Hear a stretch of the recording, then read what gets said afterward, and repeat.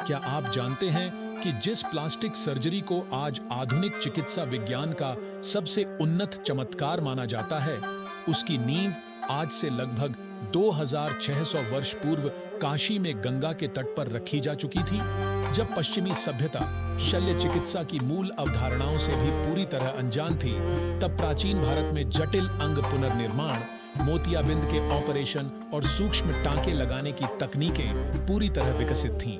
यह कोई लोक कथा या कल्पना नहीं है, बल्कि अकाट्य पुरातात्विक और ऐतिहासिक प्रमाणों पर आधारित एक ऐसा सत्य है जिसने आधुनिक चिकित्सा के इतिहास को पूरी तरह हिलाकर रख दिया।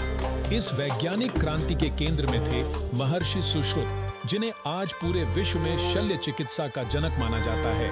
सुश्रुत द्वारा रचित सुश्रुत संहिता केवल एक धार्मिक या दार्शनिक ग्रंथ नहीं है, बल्कि यह मानव इतिहास का सबसे प्राचीन और व्यवस्थित सर्जिकल मैनुअल है।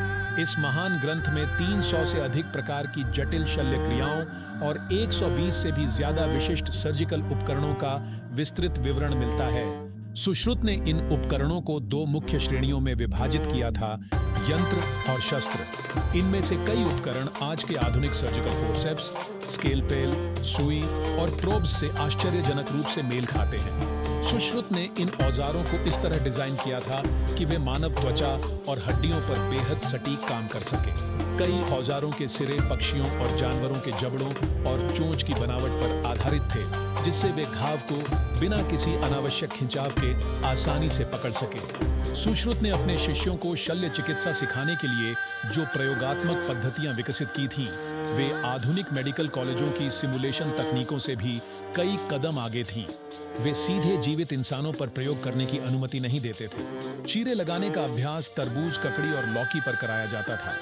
रक्त नलिकाओं को खोलने और सीवने का अभ्यास कमल के खोखले डंठल और मलमल के गीले कपड़ों पर होता था, जबकि पट्टियां बांधने का प्रशिक्षण मानव आकृतियों पर दिया जाता था। सुश्रुत संहिता की सबसे विस्मयकारी उपलब्धि है राइनोप्लास्टी, यानी नाक का पुनर्निर्माण। प्राचीन काल में युद्ध के दौरान या दंड स्वरूप नाक कट जाना एक आम बात थी। ऐसे रोगियों के लिए सुश्रुत ने फोरहेड फ्लैप और चीक फ्लैप राइनोप्लास्टी का आविष्कार किया। इस विधि में वे पहले एक विशेष पत्ती से कटे हुए नाक के हिस्से का सटीक नाप लेते थे।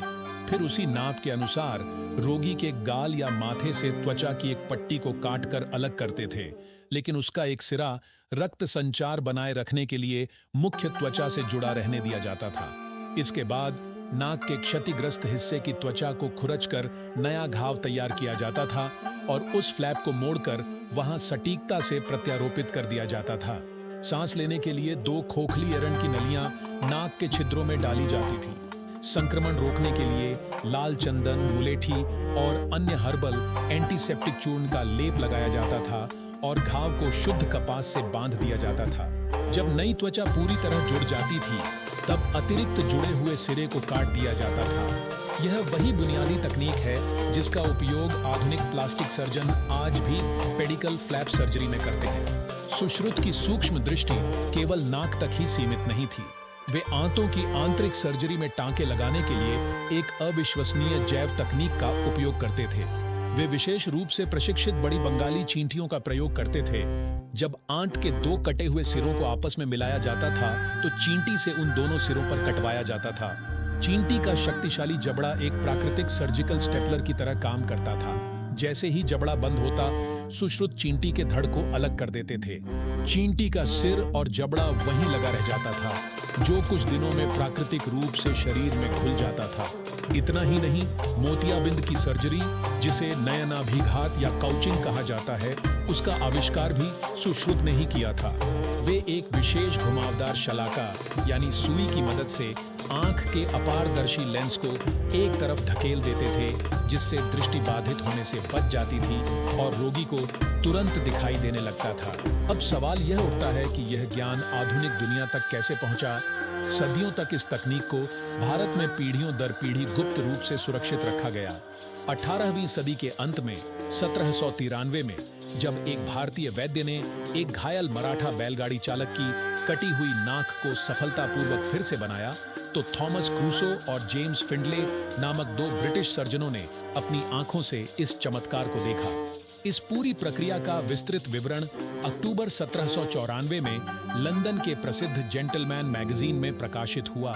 इस ऐतिहासिक रिपोर्ट ने पूरे पश्चिमी जगत को स्तब्ध कर दिया।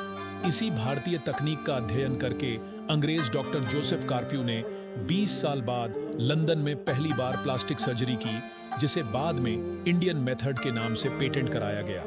इतिहास की यह विडंबना ही है कि जिस विद्या को भारत ने जन्म दिया उसे बाद में पश्चिमी आविष्कार मान लिया गया, लेकिन शिलालेख, ताम्रपत्र और सुश्रुत संहिता के प्राचीन पांडुलिपियां इस बात की गवाह हैं कि प्राचीन भारत केवल आध्यात्मिक चिंतन का देश नहीं था, बल्कि वह प्रायोगिक विज्ञान, सटीक इंजीनियरिंग और उन्नत शल्य चिकित्सा का विश्व गुरु था। क्या हम अपने इस महान वैज्ञानिक गौरव को सही पहचान दिला पाए हैं?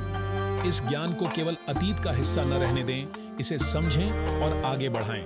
हमारी इस यात्रा के अगले पड़ाव में हम प्रवेश करेंगे प्राचीन भारत के जेनेटिक कोड और मेटाबॉलिज्म के रहस्यों में, जहां महर्षि चरक ने आधुनिक डीएनए और इम्यूनोलॉजी की नींव रखी थी। अभी के अभी इस वीडियो को एक बड़ा लाइक दें, चैनल को तुरंत सब्सक्राइब करें और उस घंटी वाले बेल बटन को दबाना बिल्कुल न भूलें। जुड़े रहिए और प्राचीन भारत के इस छिपे हुए वैज्ञानिक सच को घर घर तक पहुंचाइए।